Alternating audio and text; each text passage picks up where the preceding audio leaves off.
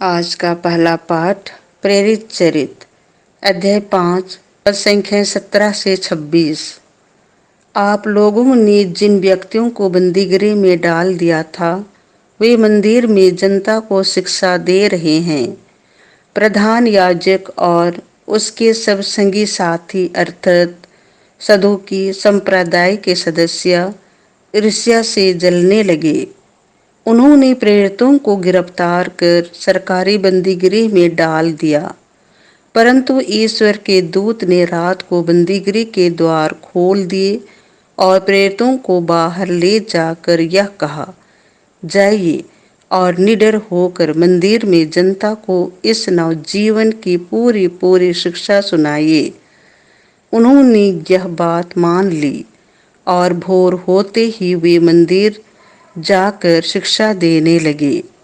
जब प्रधान याजक और उसके संगी साथी आए तो उन्होंने महासभा अर्थात इस्राएली नेताओं की सर्वोच्च परिषद बुलाई और प्रेरितों को ले आने के लिए प्यादों को बंदीगृह भेजा।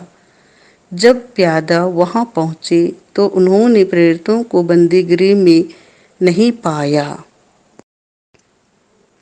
उन्होंने लौटकर यह समाचार दिया, हमने देखा कि बंदीगृह बड़ी सावधानी से बंद किया हुआ है और पहरेदार फाटकों पर तैनात हैं, किंतु खोलने पर हमें भीतर कोई भी नहीं मिला।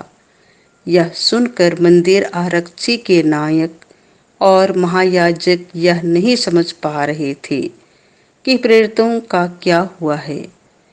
इतने में किसी ने आकर उन्हें यह समाचार दिया, देखिए, आप लोगों ने जिन व्यक्तियों को बंदीगृह में डाल दिया था वे मंदिर में जनता को शिक्षा दे रहे हैं। इस पर मंदिर का नायक अपने प्यादों के साथ जाकर प्रेरितों को ले आया। वे प्रेरितों को बलपूर्वक नहीं ले आए, क्योंकि वे लोगों से डरते थे कि कहीं हम पर पथराव ना करे। यह प्रभु की वाणी है। संत योहन के अनुसार पवित्र सुसमाचार अध्याय 3 पद संख्याएं 16 से 21। ईश्वर ने अपने पुत्र को इसीलिए भेजा है कि संसार उसके द्वारा मुक्ति प्राप्त करे। ईश्वर ने संसार को इतना प्यार किया कि उसने उसके लिए अपने इकलौते पुत्र को अर्पित कर दिया, जिससे जो कोई उसमें विश्वास करे उसका सर्वनाश ना हो, बल्कि वह अनंत जीवन प्राप्त करे।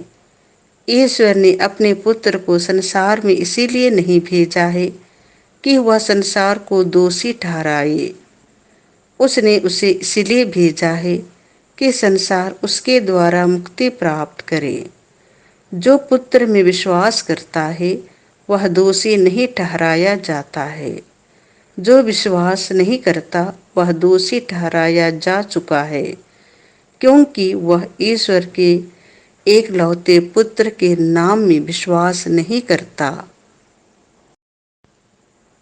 दंडज्ञ का कारण यह है कि ज्योति संसार में आई है और मनुष्यों ने ज्योति की अपेक्षा अंधकार को अधिक पसंद किया, क्योंकि उनके कर्म बुरे थे।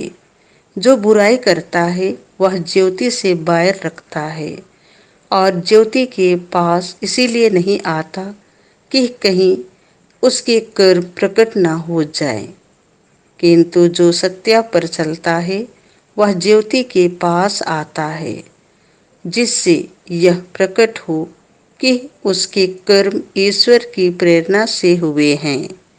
यह प्रभु का सुसमाचार है।